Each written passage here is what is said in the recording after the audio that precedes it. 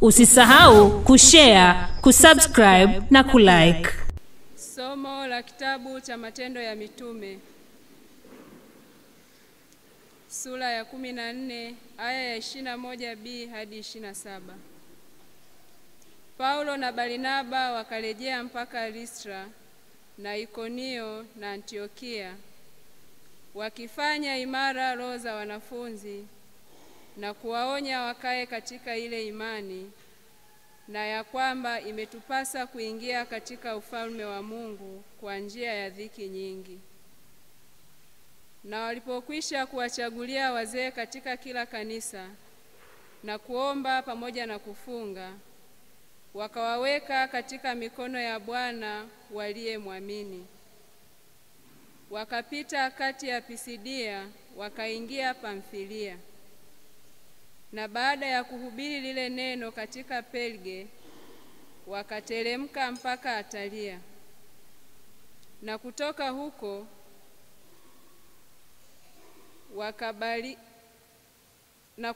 huko wakabarika kwenda Antiokia.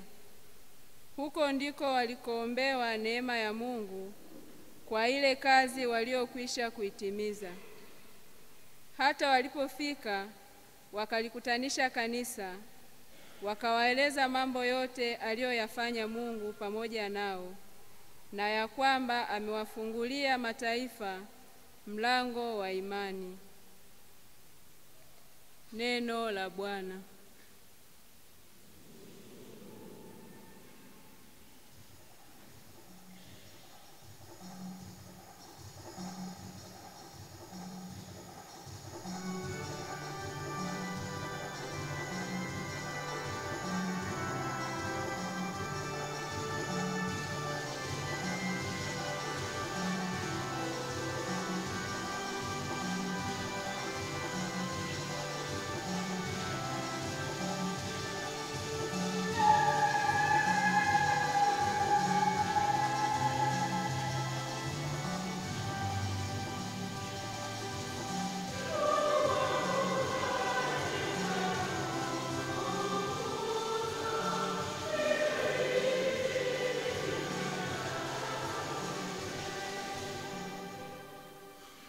Bwana anafadhili, ni mwingi wa huruma, si mwepesi wa hasira, ni mwingi wa rehema.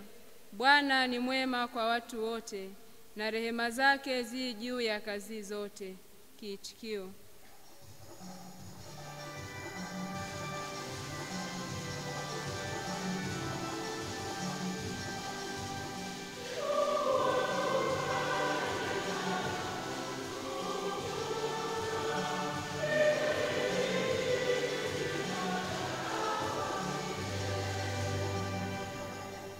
Bwana, kazi zako zote zitakushukuru, na wacha Mungu wako watakuhimidi. Watauenea utukufu wa ufalme wako na kuhadithia uweza wako. Kiitikio: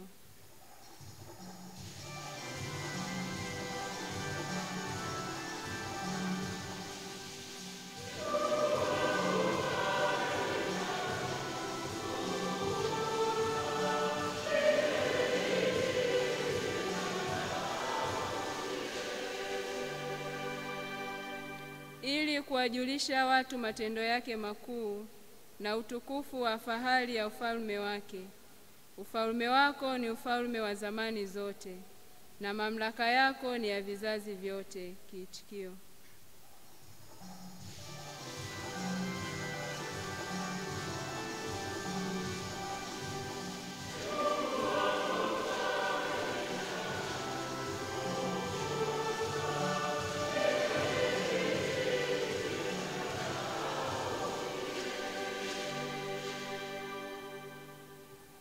Somo la kitabu cha Ufunuo, sura ya 21 aya ya kwanza hadi ya 5a.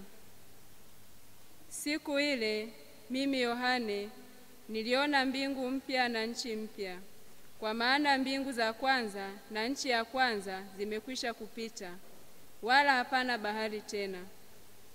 Nami nikauona mji ule mtakatifu Yerusalemu mpya ukishuka kutoka mbingu kwa Mungu, umewekwa tayari kama bibi harusi aliyekwisha kupambwa kwa mumewe. Nikasikia sauti kubwa kutoka katika kile kiti cha enzi ikisema, tazama, maskani ya Mungu ni pamoja na wanadamu, naye atafanya maskani yake pamoja nao, nao watakuwa watu wake. Naye Mungu mwenyewe atakuwa pamoja nao, naye atafuta kila chozi katika macho yao, wala mauti haitakuwapo tena, wala maombolezo, wala kilio, wala maumivu hayatakuwapo tena, kwa kuwa mambo ya kwanza yamekwisha kupita. Na yeye aketie juu ya kile kiti cha enzi akasema, tazama, nafanya yote kuwa mapya. Neno la Bwana.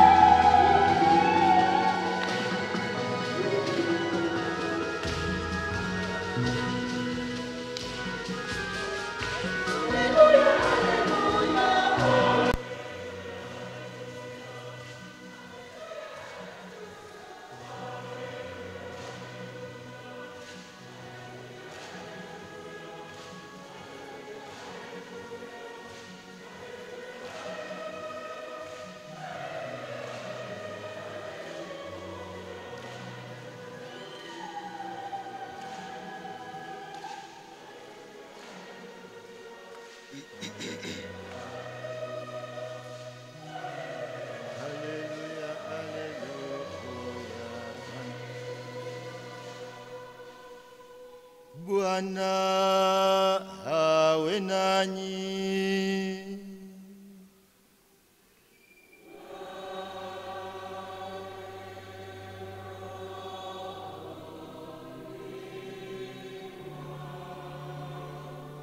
Somo la Injili takatifu ilivyoandikwa na Yohane.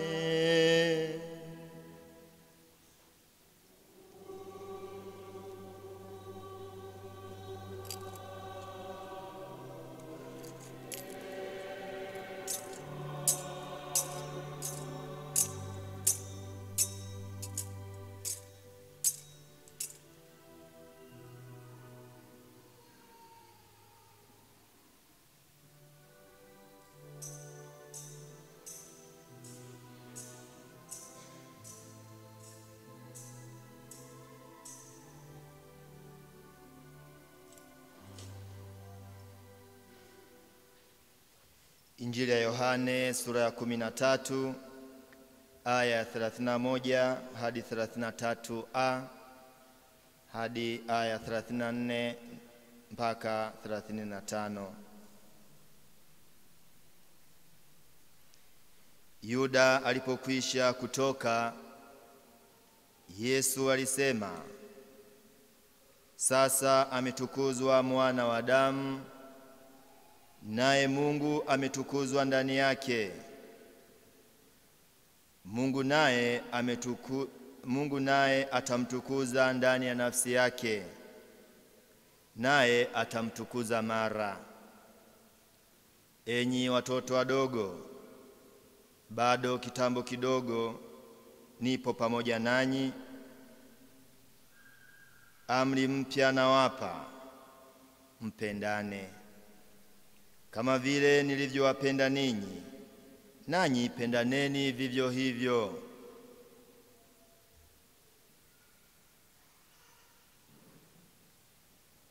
Hivyo watu wote watatambua ya kuwa ninyi mmekuwa wanafunzi wangu, mkiwa na upendo ninyi kwa ninyi.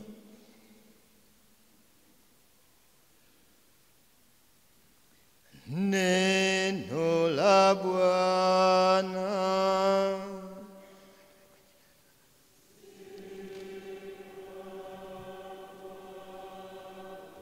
Taifa la Mungu, tumsifu Yesu Kristo. Nimkaribishe kila mmoja katika ufafanuzi wa neno la Mungu. Kama nilivyosema mwanzoni mwa misa, tunapokutanika leo kujiunga na kanisa zima kuadhimisha Dominika ya 5 ya Pasaka. Dominika ambayo inatufanya tubakize Dominika tu 2 hivi tuweze kumaliza kipindi cha Pasaka. Tulianza Dominika ya kwanza na tunda la kwanza la Pasaka linalotutaka sisi waamini kuwa mashuhuda wa Kristo Yesu aliyefufuka. Na nikakumbuka tukafundishwa kila moja aende awe shuhuda wa Yesu aliyefufuka. Dominika ile ikaisha. Tukaingia Dominika ya pili, Dominika ya huruma ya Mungu. Tukaambiwa Kristo Yesu anaingia miongoni mwa wafuasi wake, anawataka wawe wa Kristo wenye huruma, wawe wa Kristo ambao wanatanguliza kumwambia mwenzake amani iwe nanyi. Tukatakwa sisi waamini na wabatizwa wa sasa hivi, akina Simoni Petro wa sasa hivi, au wafuasi wa Yesu aliyefufuka, twende kwa wasisi wa huruma ya Mungu, wasisi wa amani kwa watu wote, wasisi wa upendo wa Mungu kwa watu. Dominika ya pili ikaisha. Tukaja kanisani Dominika ya 3 ya Pasaka. Tukakutana na Kristo Yesu anayetujalia tunda la 3 la Pasaka, ndio upendo kwake yeye kuliko vitu vingine vyote vile. Mkakumbuka Simoni wa Yohane, je, wanipenda kuliko hawa? Dominika ile ya 3 ikaisha. Tukaingia Dominika ya 4 ya Pasaka. Tunda la 4 la Pasaka likamdai kila mmoja wetu aende kuwa kondoo aliye mwema, anayelindwa na kuchungwa na Kristo Yesu. Dominika ya 4 ya Pasaka, Dominika ya Yesu Kristo mchungaji mwema. Dominika ya tukaambiwa sisi sote kama wana miito tunaoliunda kanisa, tunaye mchungaji mmoja, naye ni Kristo Yesu aliye mchungaji mwema, ambaye yeye daima yuko radhi kufia kondoo wake mimi na wewe. Ni imani yangu kwamba tulifundishwa na kutakwa kwamba kila mmoja amfanye Kristo Yesu kweli kuwa mchungaji wake. Aende awe mchungaji katika familia, aende basi awe hata mchungaji wa mdomo wako, uweze kufanya uwe kondoo bora na mwenye sifa njema. Nakumbuka kondoo wa Yesu wanaisikia sauti ya nani? Ya Yesu. Nao wanamfuata Yesu. Kwa takribani wiki nzima kila mmoja alikuwa ni kondoo wa Yesu. Unaweza kutafakari, je, ulikuwa aina gani ya kondoo? Uliyekuwa unasikia sauti ya Yesu anayekuongoza au ulijiongoza mwenyewe? Leo ni Dominika ya 5 ya Pasaka. Tunapokea paji lingine zuri au tunda lingine zuri la Pasaka, ambalo kupitia maandiko matakatifu tuliyosikia hivi punde yakitangazwa, mimi nimeliweka katika maneno yafuatayo. Tumsifu Yesu Kristo. Tunda la 5 la Pasaka, upya wa maisha. Dominika ya 5 ya Pasaka inatudai sisi au kila mmoja ambaye alikuwa ni kondoo wa Yesu aanze maisha mapya ya kipasaka. Ni imani yangu kwamba kama kweli Jumapili iliyopita tuliposali pamoja niwauliza, je, nanyi waumini tunaendelea kuishi kweli Pasaka? Kupita yale yaliyo mema na kuyalinda na kwenda kuangamiza ubaya wa roho, ubaya wa matendo mabaya na vitu vingine. Leo tunapewa tunda lingine hili la 5 la Pasaka. Pasaka inatudai kuwa Wakristo wapya katika maisha yetu ya kila siku. Na hivi tuendelee kutafakari katika kipindi hiki kizuri cha Pasaka. Je, mimi nami nimefanyika mpya? Je, mimi nami nimeanzisha jumuiya mpya? Mimi nami nimeanzisha mbingu mpya na dunia mpya? Je, mimi nami naishi amri mpya ya mapendo? Kwenye masomo tumesikia neno mpya, upya likitawala. Tuombe Mwenyezi Mungu atusaidie. Kama mimi na wewe tunatamani kuipyaisha Pasaka yetu, itubadilishe, kututoa katika nchi ya zamani, kutoa katika mawazo ya zamani, kutoa katika maisha tuliokuwa tukiishi ya zamani. Pasaka hii au Dominika hii ya 5 ya Pasaka itusaidie kila mmoja kupyaisha maisha yake ili aweze kuwa kweli kondoo wa Yesu aliye mwema, anaendelea kusikiliza sauti ya Yesu. Upya wa maisha. Na hivi tafakari ingetakiwa kuwa hivi. Tumefika Dominika ya 5 ya Pasaka, karibia Pasaka inaisha. Kitu gani ni kipya katika Pasaka? Ni muda wa kutengeneza vitu, kulinda chema na kuangamiza kile ambacho ni kibaya ndani mwangu. Kitu gani leo mpaka Dominika ya 5 imefika ambacho naweza kujivunia ni kipya, ninachojivunia kwa Pasaka ya 2025? What is new?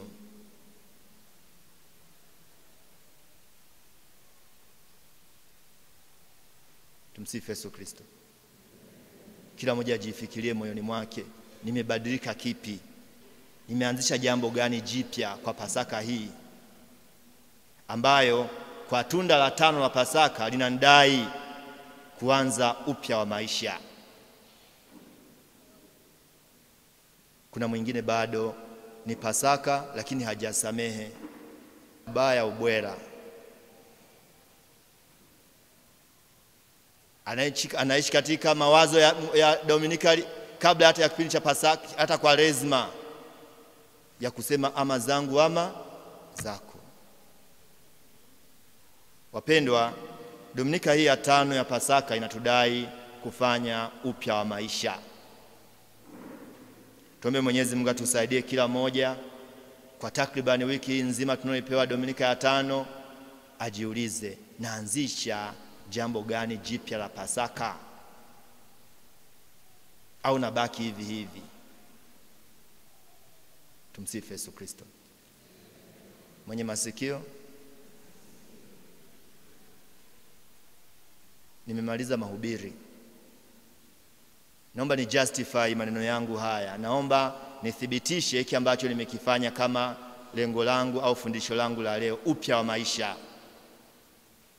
Masomo tuliyosikia, wenzetu ambao walimpokea Kristo Yesu aliyefufuka, mitume, wenzetu ambao walimpokea Yesu Kristo aliyefufuka, kina Paulo, waliokuwa wanaitwa kina Sauli, wanalitesa kanisa, walikuwa na majina mabaya kina Sauli. Mara baada ya Yesu kumtokea akamwambia, Sauli, Sauli, mbona unaniudhi? Akamuuliza, nani wewe?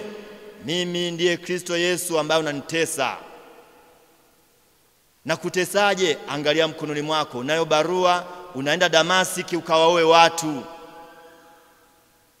Sasa nakuambia wewe Sauli, utatoka hapa, utakuwa kipofu kwa siku kadhaa, utaenda kwenye nyumba ya mtu fulani anaitwa Anania, atakubatiza, utaitwa Paulo. Mwenzetu Paulo mara baada ya kuwa amepyaishwa na Kristo Yesu mfufuka, amempokea Yesu aliyemtokea, akamwambia acha kuniudhi, alibadilika akawa kiumbe kipya. Na hicho kifanya akaanza kutangaza neno la Mungu kama vile amechanganyikiwa hivi. Tumsifu Yesu Kristo. Akapita kila kijiji akitangaza habari za Yesu mfufuka na kuwakumbusha Waisraeli wote kwamba huyu Yesu Bwana mliyemuua ninyi amefufuka na ndiye anayetupa nguvu tumtangaze, pokeeni imani yake. Kwa wiki nzima tulikuwa tunajifunza safari ya kwanza ya Paulo ya umishonari. Akatoka Pafo, akaenda Perge, si akaenda wapi, tulikuwa tunasikiliza vizuri. Na leo tumesikia baadhi ya miji ambayo wamepitia, jumuiya ambazo wameenda kuzianzisha upya. Na anafika kwa watu ambao hawamjui Mungu, ni wapagani, anaanza kuwafundisha habari za Ibrahimu, anatafuta kutoka vitabu vya Agano la Kale mpaka muda wa Yesu na kumfunua Kristo Yesu kwa watu. Tumesikia leo katika somo la kwanza, amepita katika kijiji au katika mji wa Ikonio, akafundisha habari za Yesu. Akaenda Listra, akaenda Pisidia, akaenda Perge. Yote katika safari yake ya kwanza anachokifanya ni kwa konvisi watu wamjue Kristo Yesu aliyefufuka, aliyemtokea. Anaanzisha jumuiya mpya za Kikristo. Tumsifu Yesu Kristo. Tumsifu tena. Paulo aliyepokea Kristo Yesu mfufuka anaanzisha jumuiya mpya za Wakristo kila kijiji alichokipita. Na baadaye anarudi anaangalia, je, kule ambapo nilianza bado imani ipo? Wafanywe imara kwa Roho waliompokea kupitia wanafunzi wa Yesu, wafanyike imara. Anawasihi wakae katika ile imani walioipokea juu ya Yesu Kristo mfufuka, wakae katika ile imani. Kaa imara katika Roho Mtakatifu, lakini wabaki imara pia katika imani, wasikae mguu pande, wabaki waaminifu katika imani ya Kristo Yesu mfufuka.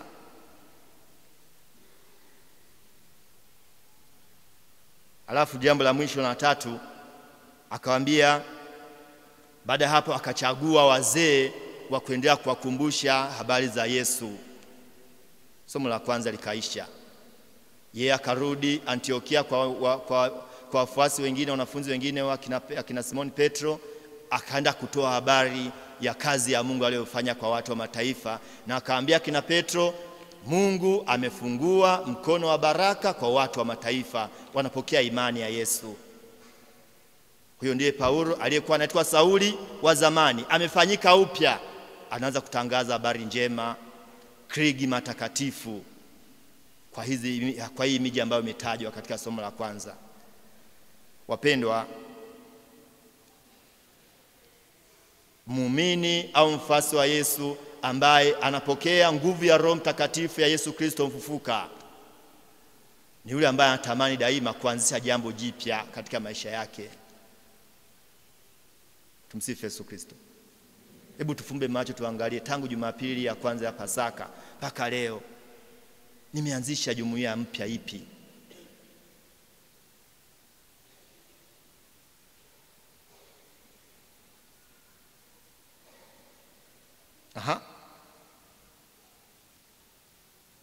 Nimekuwaje imara katika Roho Mtakatifu ninayempokea?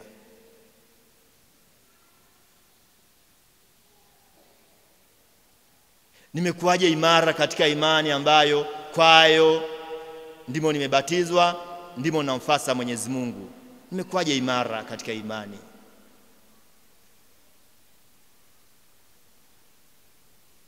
Tuombe Mwenyezi Mungu atusaidie wapendwa. Kama Paulo ambavyo alikuwa serious kwa ajili ya kanisa, akianzisha mambo mapya na jumuiya mpya za Kristo. Akina baba tumsifu Yesu Kristo. Hakuna akina baba humu? Akina baba tumsifu Yesu Kristo. Ni muda mzuri na sisi kuiga nguvu ya Paulo ya kutamani kuwa baba wa familia ambaye niko radhi kutamani kuanzisha jambo jipya kwa ajili ya Pasaka.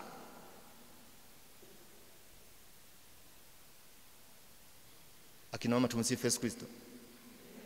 Kwa nguvu ya akina mama ambao tunaheshimika katika kanisa la Mungu, kama tutatamani kuiadhimisha vema Pasaka ya mwaka 2025, ni pale ambapo akina mama wote kwa nguvu zetu zote tuko radhi kubaki imara katika Roho Mtakatifu. Ni muda mzuri ambapo kama viwawa vijana wa kanisa Katoliki yatupasa na sisi kufanya mambo mapya na kutengeneza jumuiya mpya ya vijana wanaolipenda kanisa, vijana wanaopenda imani yao, vijana ambao wako radhi kufia imani ya kanisa. Tuko wapi vijana? Mapendoje? Tumwige Paulo na Barnaba ambao wao tumesikia wanapita kijiji baada ya kijiji kutangaza habari njema za Yesu mfufuka. Sisi je? Nilikuwa naangalia wana mapendo wangu tunaosoma pamoja chuo cha hapo KTC. Tumsifu Yesu Kristo. Jumuiya wanafunzi ambao kusali sawa, kutokusali sawa. Wapendwa, tunafundishwa leo kutafakari ni kwa jinsi gani mimi na wewe Pasaka imetufanya kwetu tuwe wapya wa maisha, wapya wa maneno, wapya wa mtazamo. Kuna mwingine alikuwa ni muumini ambaye hata kabla ya Pasaka alikuwa ni mwizi tu, anaiba, anaishi yani maisha hataeleweki. Mpaka leo bado anaishi katika dunia ya zamani ya wizi.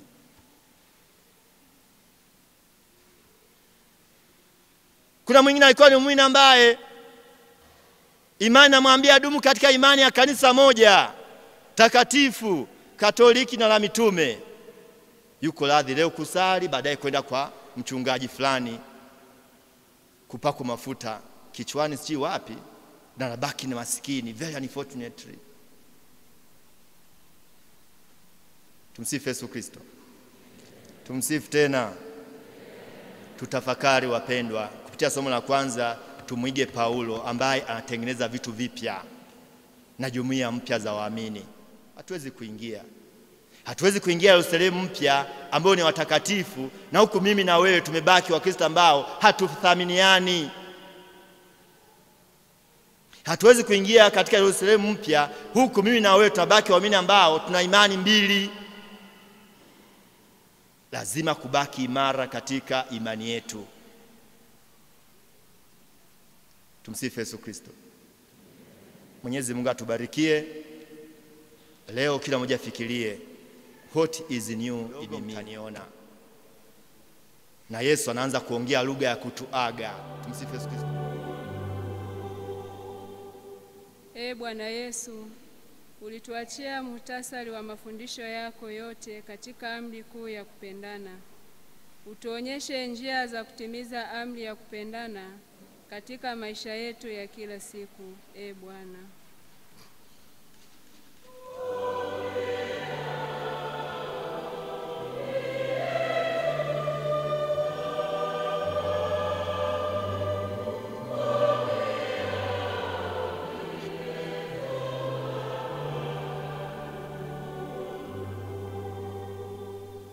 Utuhimize kuwapa wazee na wagonjwa mahitaji yote ya mwili na ya roho. Bwana.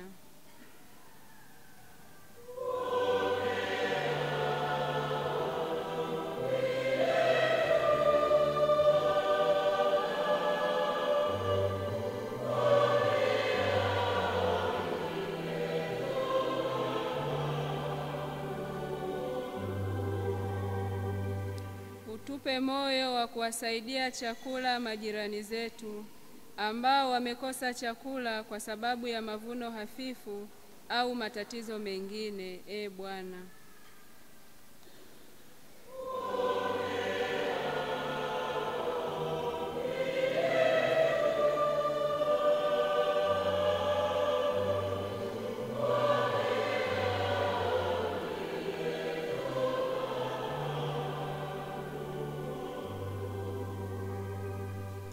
Tupe moyo wa kuwaona na kuwasaidia katika matatizo yao majirani zetu maskini wasiojiweza, Bwana.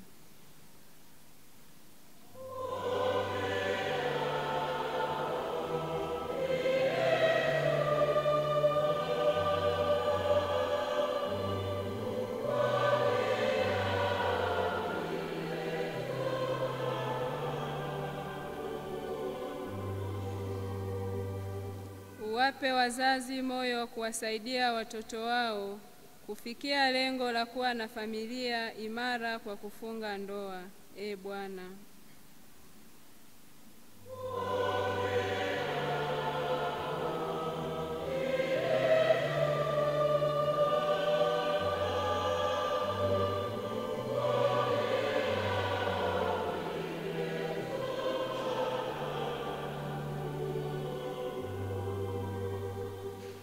Wape wazazi moyo wa huruma kwa watoto wao wakorofi, Bwana.